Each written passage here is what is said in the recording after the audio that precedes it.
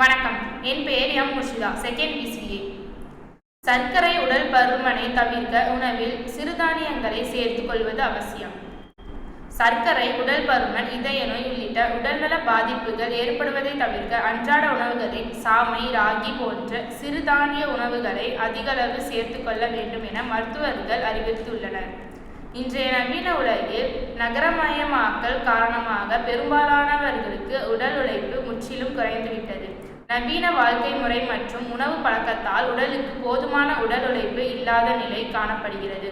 மேலும் பாரம்பரிய உணவுகளை தவிர்த்து துரித உணவு மற்றும் எண்ணெயில் பொரித்த உணவுகளை அதிகளவில் உட்கொண்டு வருகின்றனர். இதன் காரணமாக சர்க்கரை நோய், உயர் இரத்த அழுத்தம், இரத்த கொதிப்பு உள்ளிட்ட தொற்று நோய்களால் அதிகளவில் பொதுமக்கள் பாதிக்கப்பட்டு வருகின்றனர்.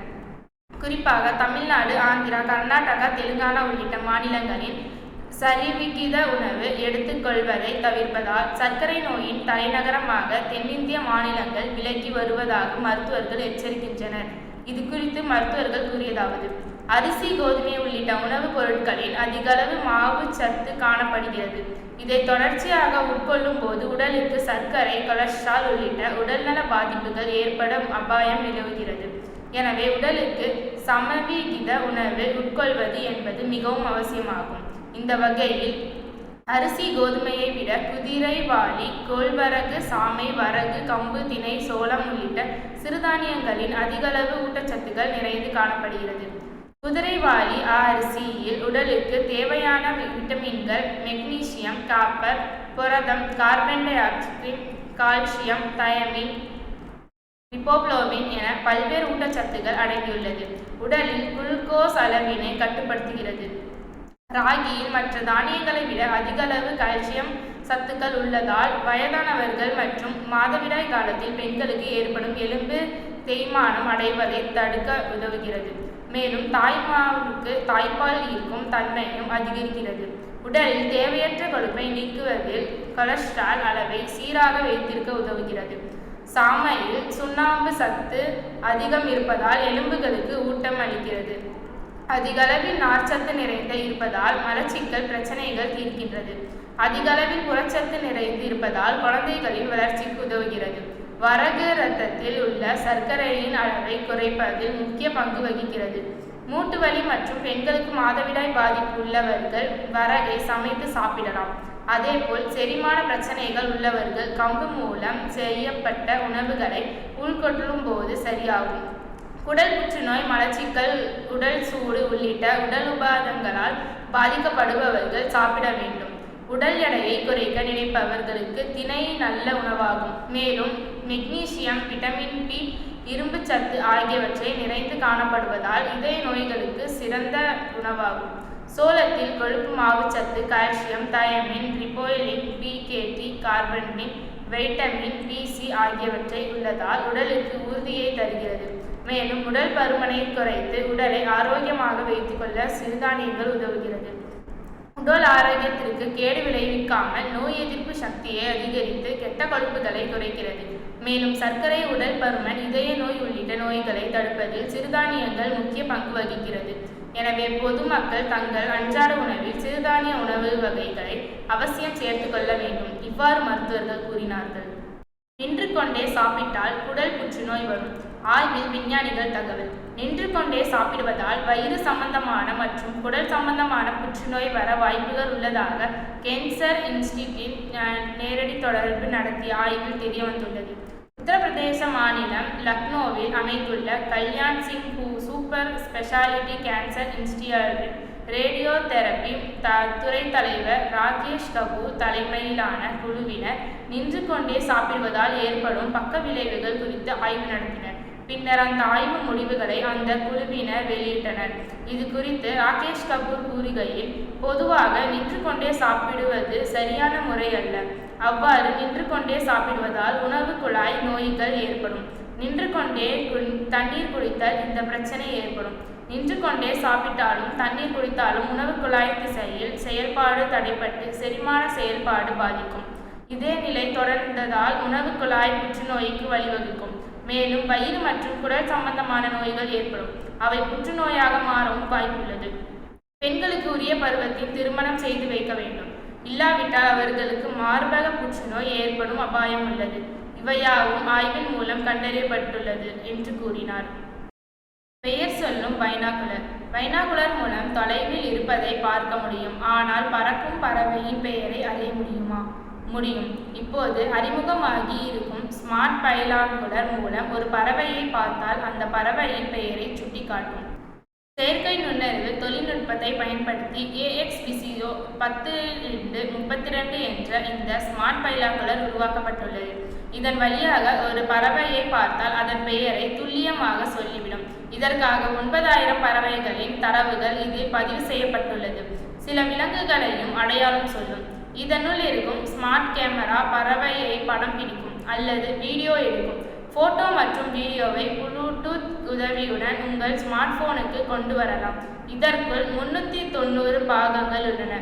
அவை ஒவ்வொன்றாக ஒவ்வொரு வேலையை செய்யும். பறவைகள் ஆர்வலர்களுக்கு ஆராய்ச்சி மாணவர்களுக்கு இந்த பைனாகுலர் பயன்படுத்தும் என்கின்றனர். இதை தயாரித்திருக்கும் ஸ்மார்ட் ஆப்டிக் நிறுவனம் இந்த ஸ்மார்ட் பைனாகுலரின் விலை நம் ஊர் மதிப்பிற்கு ரூபாய் 4 லட்சம் என்று கூறினர். மூளையை பலவீனமாக்கும் கெட்ட பழக்கங்கள். மூளை உடலில் அனைத்து பாகங்களையும் கட்டுப்படுத்தும் மிக முக்கியமான உறுப்பு. எனவே மூளையின் ஆற்றல் குறைந்தால் அது பல்வேறு உடல்நல பிரச்சனைகளுக்கு ஆளாகிறது. இருப்பினும் சில மனித பழக்க வழக்கங்கள் மூளையின் ஆற்றலை குறைக்கின்றன. இன்றைய காலகட்டத்தில் மோசமான வாழ்க்கை முறையால் மக்கள் பல கடுமையான நோய்களுக்கு ஆளாகிறார்கள். மேலும் சிறுவயதிலேயே மூளை தேய்மானம் அடைய தொடங்குகிறது. சில பழக்க வழக்கங்கள் சிறுவயதிலேயே மூளையை சேதப்படுத்தும். எனவே மூளை ஆரோக்கியம் மற்றும் நினைவாற்றலை பாதிக்கும் பழக்கங்கள் இருந்தால் அந்த பழக்கங்களை உடனடியாக மாற்ற வேண்டும். மூளைக்கு தீங்கு விளைவிக்கும் பழக்க வழக்கங்கள் என்னென்று பார்ப்போம். மூளை ஆரோக்கியத்தை பாதிக்கும் கெட்ட பழக்கங்கள். காலை உணவை தவிர்த்தல். காலை உணவு என்பது நாளின் மிக முக்கியமான உணவாகும். மேலும் இதுதான் முழுவதும் செயல்பட தேவையான ஆற்றலை அளிக்கிறது. காலை உணவை தவிர்ப்பது மூளையின் செயல்பாட்டை பாதிக்கும் மற்றும் தலைவலி, சோர்வு மற்றும் கவனம் செலுத்துவதில் சிரமம் ஏற்படுத்தும். காலை உணவை தவிர்த்தால் மதிய உணவில் அதிகமாக சாப்பிடலாம். இதனால் உடல் பருமன் மற்றும் செரிமான பிரச்சனைகள் ஏற்படும். காப்பி குடித்தல். அதிகமாக காப்பி குடிப்பதால் சோர்வு ஏற்படும். மூளை சராயமான அடிசோனின் விளைவுகளை தடுப்பதன் மூலம் மூளை ஆற்றலை பாதிக்கிறது. அதே நேரத்தில் ஆற்றலுடன் தொடர்புடைய பிளைட் ஹார்மோன ஆக்டேஷன் வெளியீட்டை தூண்டுகிறது. காலையில் அதிகமாக காப்பி குடிப்பதால் அமைதியின்மை, எரிச்சல் மற்றும் அடிக்கடி சிறுநீர் கழிக்கும். செல்போன்.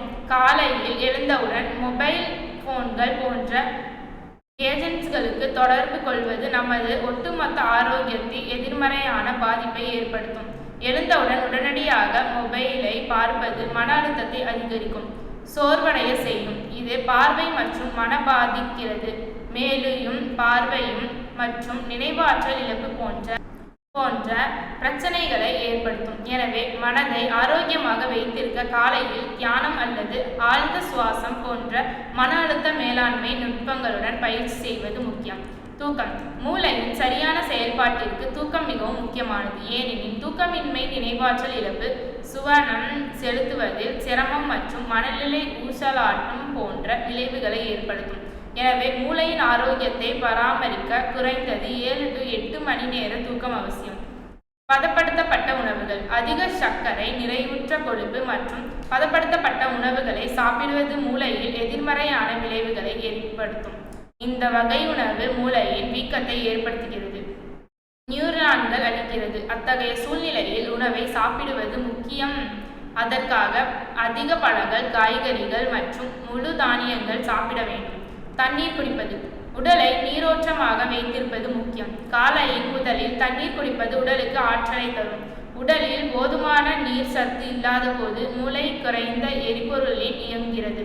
இது மிகவும் சோர்வாகவும் சோம்பலாகவும் அல்லது சோர்வு மனநிலையும் வைக்கும். 3ஆம் நபர் வாகன காப்பீடு. ஐகோர்ட் பரபரப்பு தீர்வு. 3ஆம் நபருக்கான காப்பீடு செய்யாத நிலையில் விபத்து இழப்பீடு பெற வாகன உரிமையாளர்களுக்கு உரிமை இல்லை. ஐகோர்ட் பரபரப்பு தீர்ப்பு அளித்துள்ளது என தர்மபுரி நெடுஞ்சாலையில் 2014ஆம் ஆண்டு சங்கரன் என்பவர் காரில் சென்றார்.